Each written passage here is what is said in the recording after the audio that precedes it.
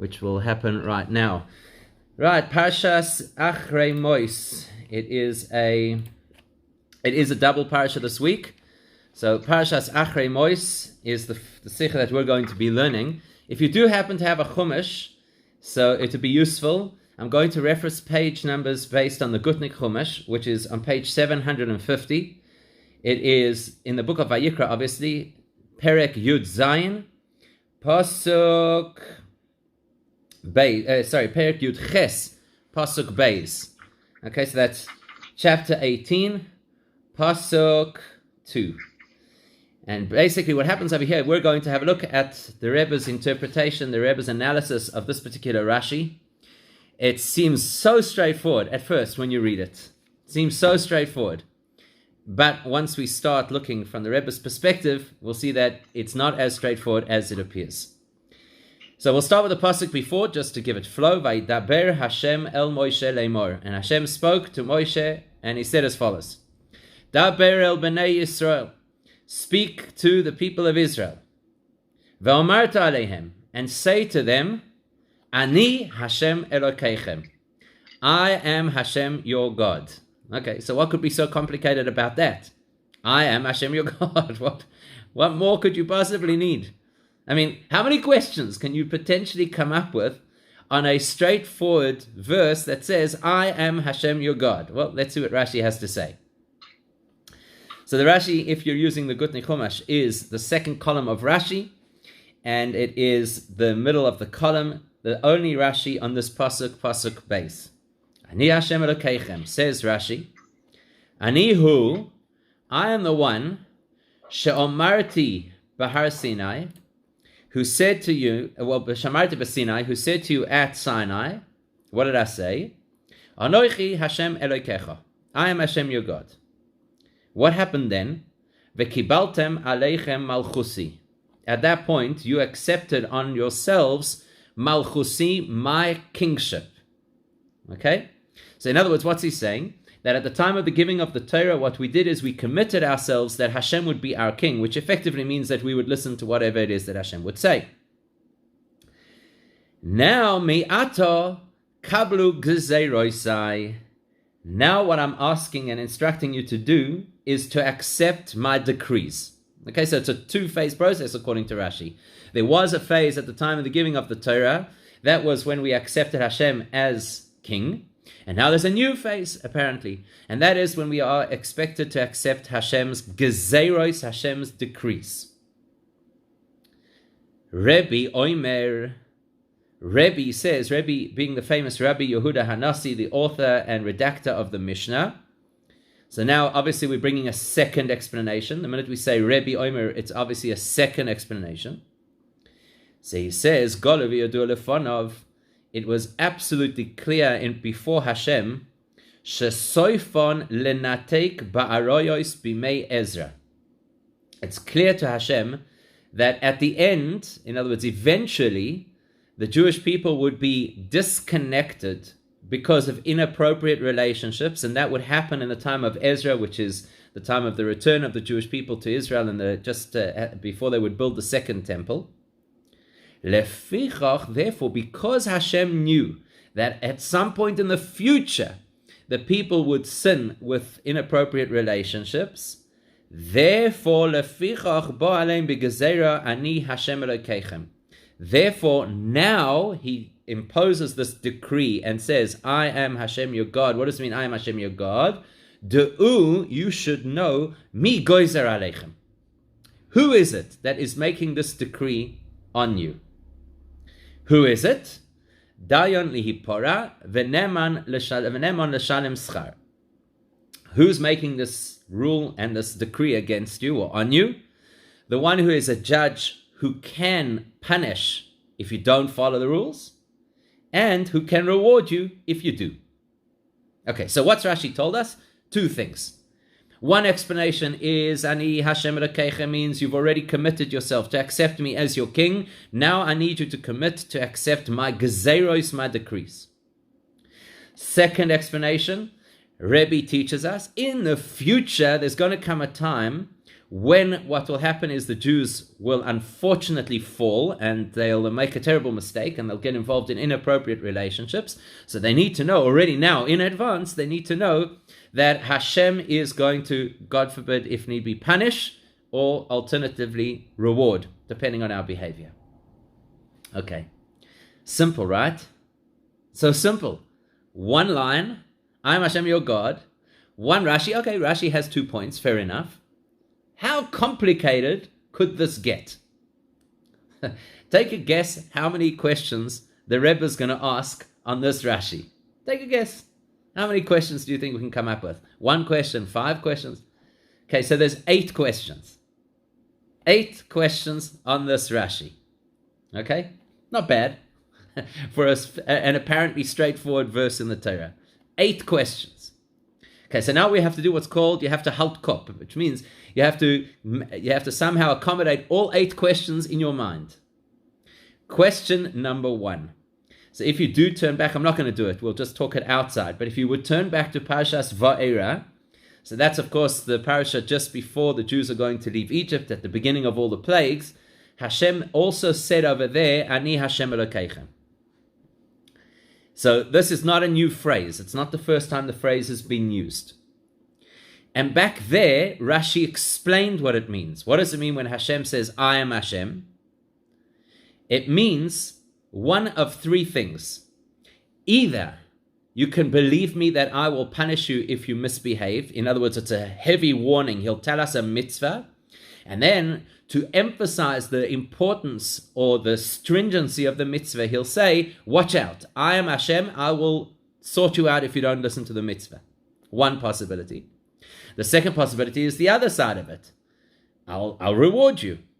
In other words, he gives us a mitzvah and he says, if you do this mitzvah, guaranteed I'll give you a reward for the mitzvah. Third possibility, I am Hashem who made a promise. You can trust me that I will fulfill the promise. So Rashi has already explained to us what this expression, I am Hashem, is really supposed to teach us. And in that Rashi, in Va'era, he actually gives a whole lot of examples illustrating that actually all over the Torah we see this in multiple places, that this is the normal way of Hashem doing things.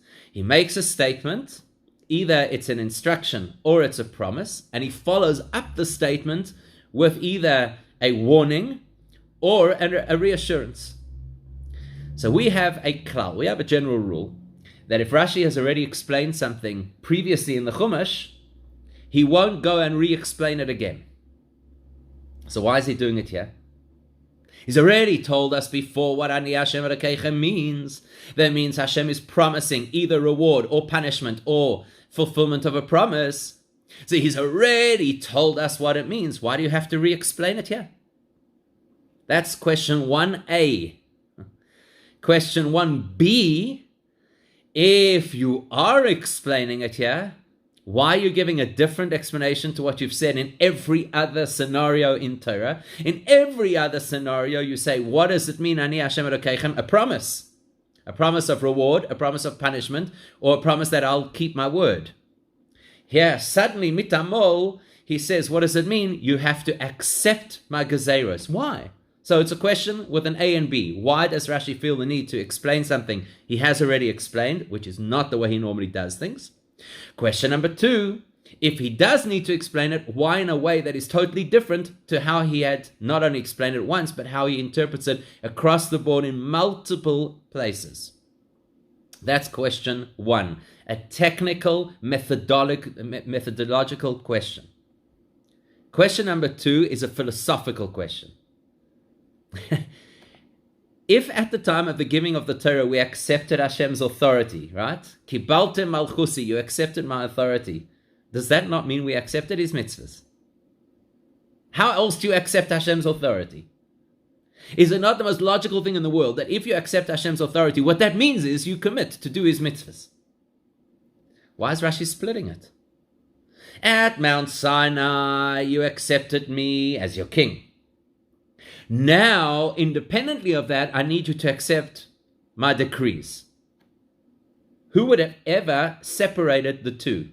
So that's question number 2. Philosophically, why would you even imagine, entertain the possibility that when we accepted Hashem's authority at Sinai, it did not mean we had accepted his mitzvahs? Question number 3 will grow straight out of that question.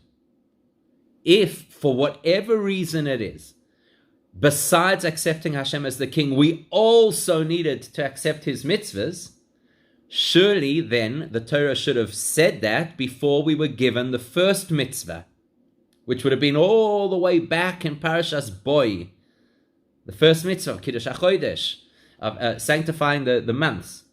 Why are we only now, so many parashas later, when we already have so many mitzvahs, so to speak, under the bridge, now you start to tell me, oh, by the way, you actually have to accept my mitzvahs?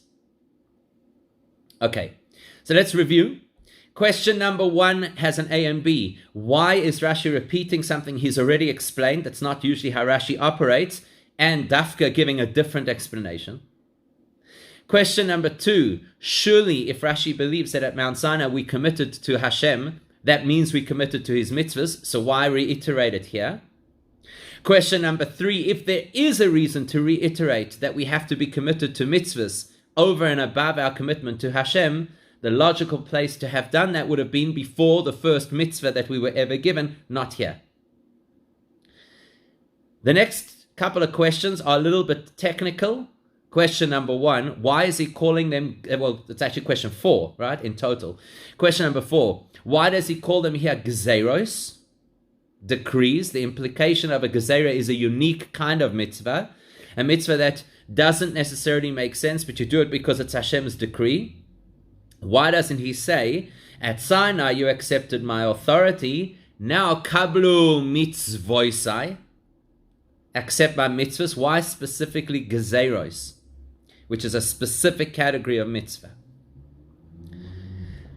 Question number 5, we know that one of the rules of how Rashi does things is if he ever brings 2 or more interpretations to a pasuk, it's because neither one of them is a standalone answer to the whole question. Each one is good in a particular area and weak in a different area.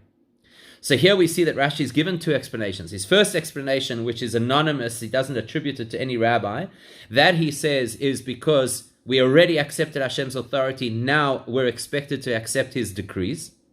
The second explanation, which is attributed to Rebbe, so there the explanation is, well, Hashem knows what's going to happen in the future and the Jews will mess up, so he's warning them in advance. Why do we need 2 explanations of this pasuk?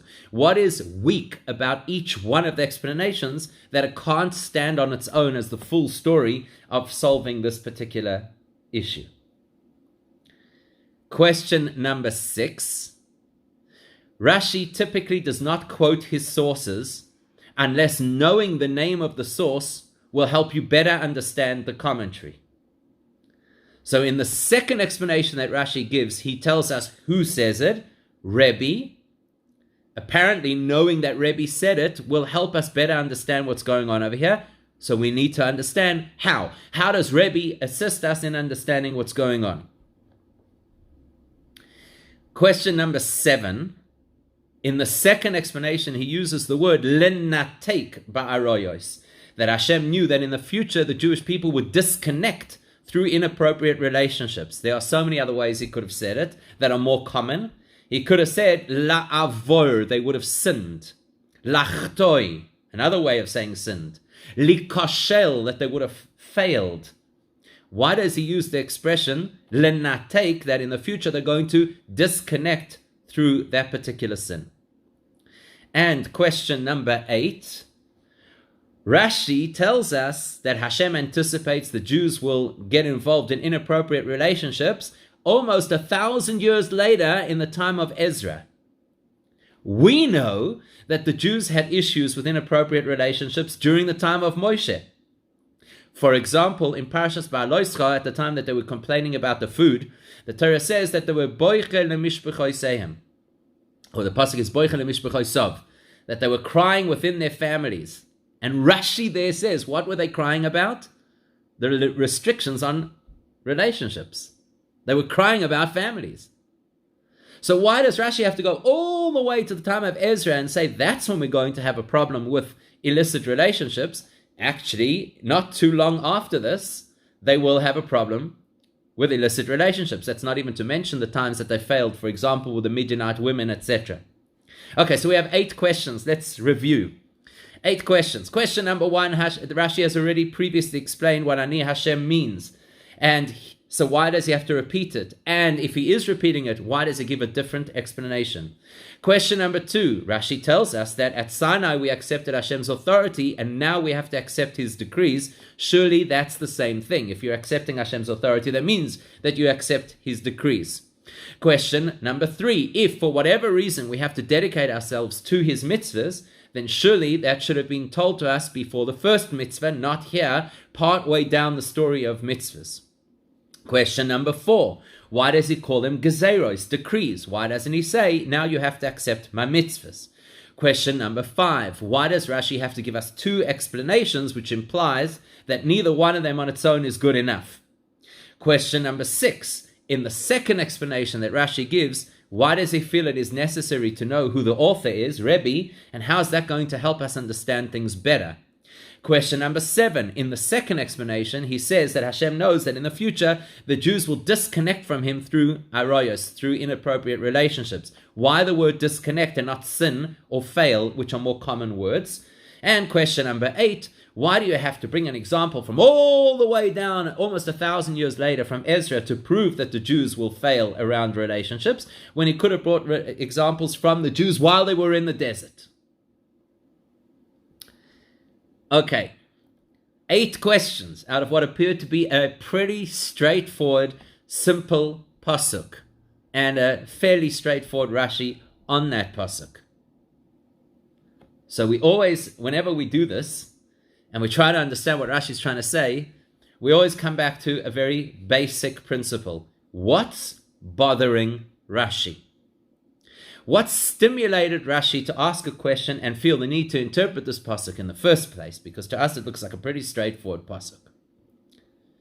What we do know is, based on the Rashi in Va'era, what we do know is that the expression Ani Hashem or Ani Hashem Elokeichem is relatively common in Chumash. There's a clue. If it's a relatively common expression, and Rashi feels the need to comment on this one, that implies that this one does not behave like all the others. All the others are common. All the others are the same kind of format. It's a promise. Hashem says, I will reward, punish, or keep my word. Something here stands out about this particular Ani Hashem. So let's see what it is. Look back at the verse. Daber el b'nei Yisrael v'amarta alehem. Speak to the Jewish people and say to them, Ani Hashem Elokeichem, full stop. I am Hashem your God. That's the sentence. In every other place where we have the term Ani Hashem or Ani Hashem Elokeichem, actually what happens is first you get the sentence, this is the instruction or this is the promise, and then Hashem concludes it by saying, Ani Hashem. As if to say, whatever I've just told you, take it seriously. Because I am God. I am God who can punish. I am God who can reward. I am God who will keep my word. And in fact, if you go back to Va'era and you look at all of the examples that Rashi quotes there, every single one of them is clearly a case where he first makes a statement or an instruction and then says Ani Hashem to solidify, to highlight the importance of the particular instruction. That's not the case here. It's not the case here because this is the beginning of an instruction. It's prior to the instruction. The instruction will be in the next pasuk. K'ma'aseres Mitzrayim, don't behave in the promiscuous ways of the Canaanites and the Egyptians. That's what's got Rashi's attention here. How come it is that unlike every other place where this phrase, Ani Hashem, or a variation, Ani Hashem Elokeichem, is used, where in every single case it's after the instruction or the promise, why here is it said as the sentence on its own and prior to the instruction? That's what gets Rashi thinking. Something unusual happens in this particular pasuk. In other words, in every other case, when we say Ani Hashem Elokeichem, or we say Ani Hashem, that is not an independent statement. That I am Hashem is the closing off of a previous discussion. So you told me the discussion about this mitzvah or that promise or whatever, and now you round it off by saying that instruction I just gave you, you need to take very seriously. Here, the instruction is Ani Hashem. This is the instruction. Look what it says. Daber el b'nei Yisrael, speak to the Jews, v'amarta alehem, and say to them, here's the instruction, it's about to come. What's the instruction? Ani Hashem Elokeichem.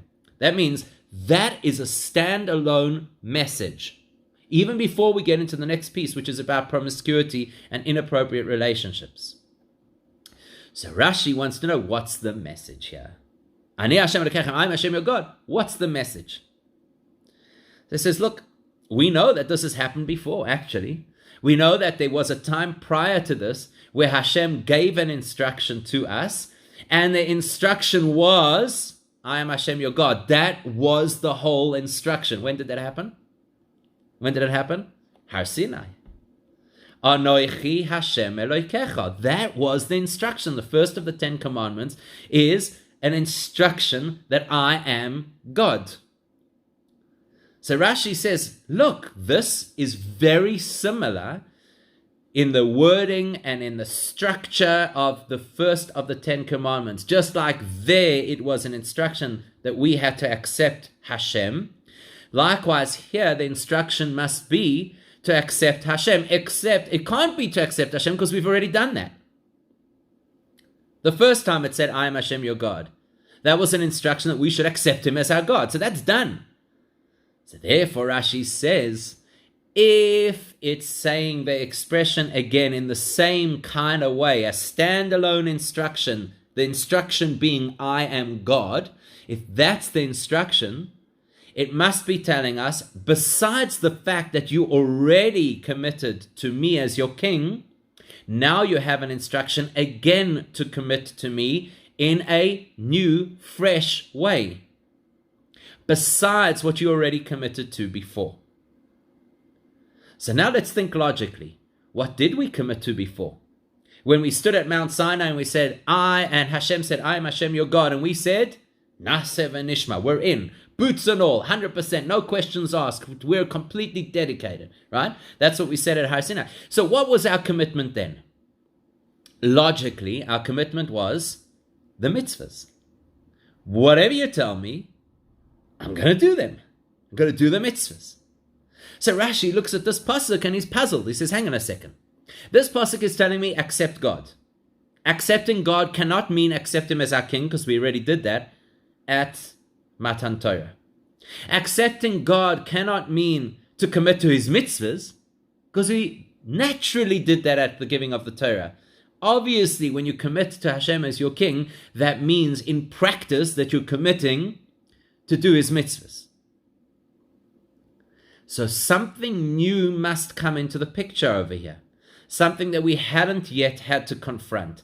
A specific kind of mitzvah. So Rashi looks ahead and he says, let's read what's going to happen next. What kind of a mitzvah will we be given in the next piece that is an unusual kind of mitzvah?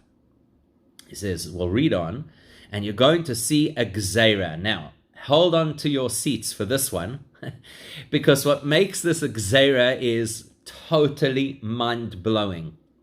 Here's a funny thing, before we go into it. Here's a funny thing about life. When something has become accepted as normal, everybody accepts it as normal. But before it becomes accepted as normal, that same thing could actually be radical. So let's use the example of being in a lockdown, just because it's kind of relevant, right? Now that we are in a lockdown situation, it's quite normal. It's not normal as in it's acceptable. It's not normal as in this is how life should be, but we habituate. We kind of accept it and we think this is the way things should be. And actually it's a bit mashuga. Anybody who's trying to beat the system and expose themselves, it's actually not a good idea. But if anybody would have come to you, call it in January, and would have said to you, the best thing that you could do in your life is to lock yourself down in your house with your family and don't leave, you would tell them, Meshuggah. Meshuggah, that makes absolutely no sense. So because it makes no sense, the only way that we can get people to do it is we need to give them a gzeira. The gzeira says, look, we're not going to sit here and explain it to you and make it settle in your logic. These are the rules. Break the rules, there will be consequences. These are the rules. So the nature of a gzeira is, it's an instruction that you could never have anticipated. It's an instruction you would never have thought would be a reasonable thing to do. Fact of the matter is, down the line, once it's become, so to speak, normal, you kind of accept it. So for us, what are we going to read in the next few psukim after this, Daber el bnei Yisrael, and tell them, Ani Hashem Elokechem? What are we going to read? We're going to read that incest is unacceptable. Well, sure, that's not a surprise. For us, obviously incest is unacceptable. I mean, who would ever, in their wildest dreams, in a modern world, with all of the insight and understanding that we have about close family relationships and what kind of problems that could cause, hereditary problems and so on, who, in their right mind, besides the fact that it's objectionable to us to imagine incest, there's no question, it would never have entered our minds. Most of what we're going to read about in this next piece is about incest. But that's because it's normal for us, because we're a few thousand years down the line of having rules around certain relationships. Because those rules have been in place for such a long time, we have come to accept them, that they make sense to us. But try and put yourself into the shoes of a Jew living in the desert at this point in time. They would have some serious questions against these halachas. Can you imagine? They would have some serious questions. Why would they have serious questions? For the following reasons. 3 major reasons. Number 1, we all know that in the pursuit of finding a shidduch for children, the Torah has told us one of the most important things is good family stock. Yichus. Good family stock. Not the kind of yichus that people talk about today, where your great-grandfather was something. We want to know that your family is wholesome. And we know that from the best example that we have is when Abraham was looking for a shidduch for Yitzchak, he insisted that Eliezer goes to his family. My family. Where will you find the yichus? In my family. These are the people that I know are most likely to be the solid people to marry into. That means that these people, at this point in history, the most normal thing for them was to marry within the family. Suddenly Hashem comes along and says, no, the worst thing you could do is to marry within the family. Remember, of course, that yes, the first things on the list are incest. But this is the introduction to all of the forbidden relationships. And all of the forbidden relationships include relationships that these people had seen in their own families. Amram, father of Moshe, married his niece. Now you're going to tell me that the worst thing in the world is to marry your niece?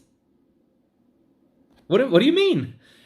The most respected person in our society came from the product of that kind of a marriage. Now you're outlawing it? You're going to talk as we develop beyond this parasha, because this is the introduction to forbidden relationships. So later on we're going to say that you can't, well, not later on, actually in this parasha, we're going to say you can't marry your sister-in-law. Can't have relations with your sister-in-law. I'm saying, what are you talking about? My great-grandfather was Yaakov. Who did Yaakov marry? He married Leah, not necessarily in the order he wanted things to work out. And then straight after that, he went to marry his sister-in-law. And they both remained married to him at the same time. Oh, you're telling me this is Asur? This is our yichus. This is our family. This is where we come from. What are you talking about? How could you possibly say such a thing? Third argument. The purpose of marriage is v'hayu lebasar echad. The goal of marriage is to take 2 people and turn them into one flesh. Isn't it logical then that if you marry within your family where you are already one flesh, you'll actually do it more effectively, more easily? So at this point in time, without the benefit of the hindsight that we have of 3,000 years of habituation. At this point in time, their normal was being challenged. So they could easily have turned around in the same vein as Abraham could have turned around to Hashem at the time of the Akedah. Remember, Abraham at the Akedah said, I don't understand you, Hashem. One minute you tell me that I have to have a son. I didn't want to have a son. I had Yishmael already. I wasn't complaining. I wasn't begging. I wasn't asking. You decided that I have to have another son called Yitzchak. Fine. So you decided I have to have Yitzchak. Then you tell me, now that I have Yitzchak, you change your mind and you tell me I should take him up a mountain and I should shecht him. So fine, if that's what you want, I'm going to take up a mountain, I'm going to shecht him. I get up to the top of the mountain, I'm about to shecht Yitzchak. What do? You change your mind again. And you say, now take him down. What's going on over here? So the Jews at this point in time could have had the same kind of argument with Hashem. They could have said, doesn't make any sense to us. You're telling us one thing, now you're telling us another. You keep changing, you flip-flop back and forth, or whatever. It makes no sense to us. Therefore, Rashi says what they were about to be confronted with was a gzeira, a mitzvah that would not sit rationally with them, a mitzvah that they would not be able to wrap their heads around. So he understands that by virtue of the fact that the Ani Hashem Elokeichem is not after an instruction, tells me that it's not there to strengthen, bolster, consolidate the instruction. It's an instruction in its own right. It can't be the instruction to accept Hashem as God, because we've done that already at Sinai. It can't be the instruction to accept mitzvahs, because that was part of the dedication to Hashem at Sinai. So what is it? It's be ready to do the kind of mitzvah that is antithetical to what you believe, that is counter-rational. It makes no sense to you. Those are the kind of mitzvahs that you have to be willing to commit to. So that would be the first explanation of Rashi, which solves our question, why does Rashi have to explain something he's already explained before? We know now why, because it's in a totally different context to how it was any other time, before or after.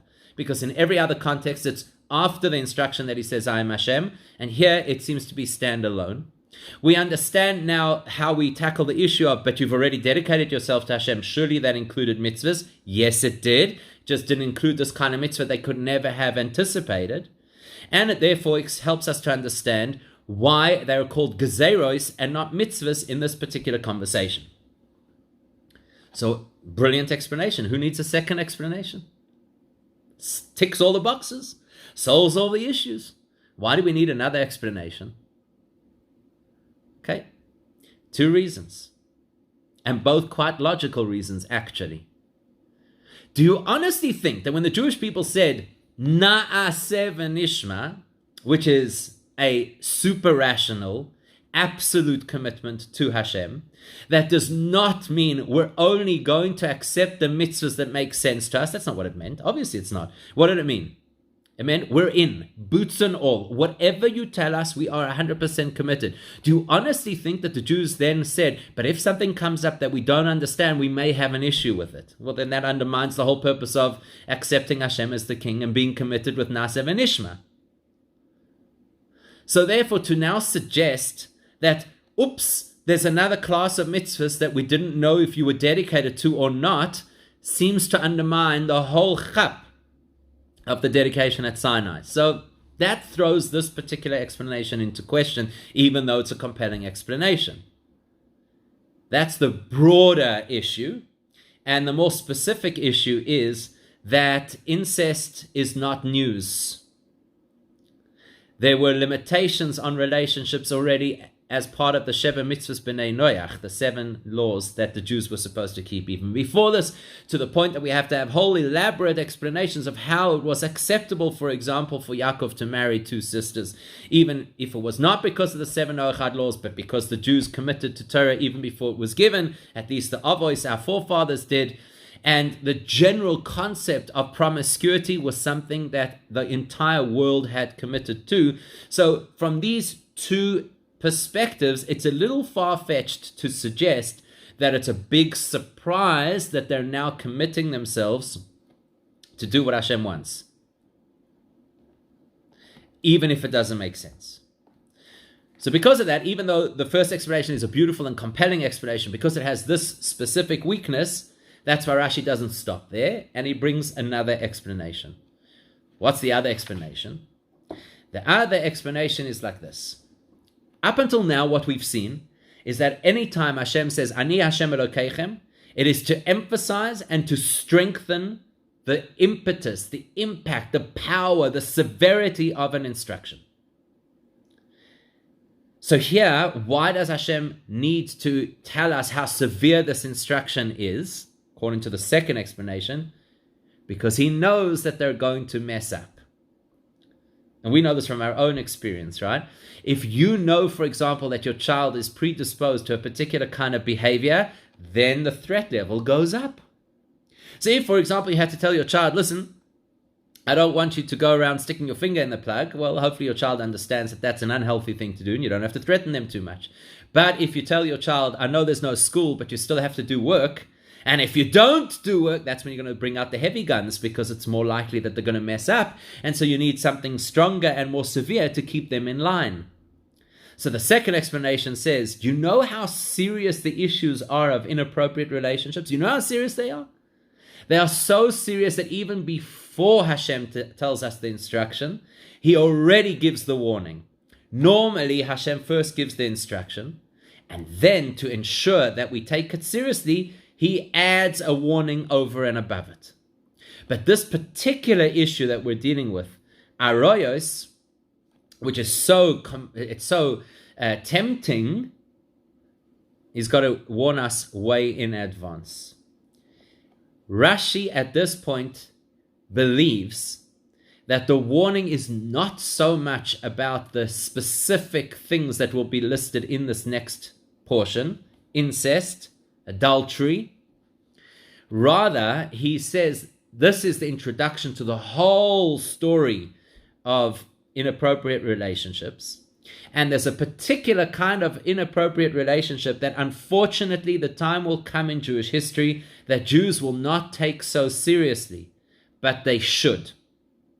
And the reason they should take it very seriously is in the words of the Rambam, because this particular inappropriate relationship, although it does not carry the severe punishment of things like adultery and incest, is actually, in a sense, worse than those kinds of relationships. Why? Because you cause someone to become disconnected from Hashem. That's the language of the Rambam. What kind of inappropriate relationship causes someone to become disconnected from Hashem? Says the Rambam, intermarriage. Because intermarriage, a person takes the potential that they had to bring another Jewish soul into this world, and instead they redirect that energy and they bring somebody into this world who is their child biologically and yet disconnected from their spiritual heritage because they're not Jewish. Rashi also uses a similar explanation later on when the Torah actually speaks about not marrying somebody who is not Jewish. Rashi there also uses the same expression, and he says that what you're going to do is you'll bring somebody into this world who will not be connected to Hashem. So the Rambam is maybe a little bit more forceful and a bit more clear about it. So lenatek, the specific wording that Rashi talks about over here, is about a relationship that did not exist in the 7 Noachad laws. Yes, the 7 Noachad laws had prohibitions against promiscuity, including incest. But here we're going to learn that there's a new realm of inappropriate relationships, some of which we're going to learn in this parasha, and some we'll learn later on. And it's such a serious thing that people may undermine the seriousness. So Hashem has to tell you, Ani Hashem, watch out, I'm watching you. Because this is something very powerful and very damaging and destructive. What is it? The person who is lenatek ba'aroyos, who will disconnect from Hashem through intermarriage. That did not happen to the Jews in the desert. Yes, there was a period, obviously, where the Midianite women came along and seduced the Jewish men, but there was no long-term marrying out. When did that happen? In the time of Ezra. So in the time of Ezra, that's why Rashi has to quote Ezra and not something that happened to the Jews in the desert, because he's specifically relating this instruction. Watch out, be very careful. I am watching you. I won't let it go unpunished. What's that referring to? Lenatek, a new brand of inappropriate relationship that's being introduced now for the first time and would only actually become an issue for the Jewish people much, much later in history. So what's the weakness of the second explanation? We understand it looks like a very good explanation. What's the weakness? Again, if there was no weakness, Rashi would not have brought two explanations. So what's the weakness in the second explanation? It is completely uncommon for the Torah to make something a big deal now because of an issue that will arise so much later. Usually what you find is that the azhara, the warning about how strict something is teikef la'asiyah, is just before the thing is about to happen. Even in halacha we have that, incidentally. If you've got witnesses who see somebody about to do an aveira, so then the role of those witnesses is that they have to warn the person about the severity of the aveira there and then, right before they do it.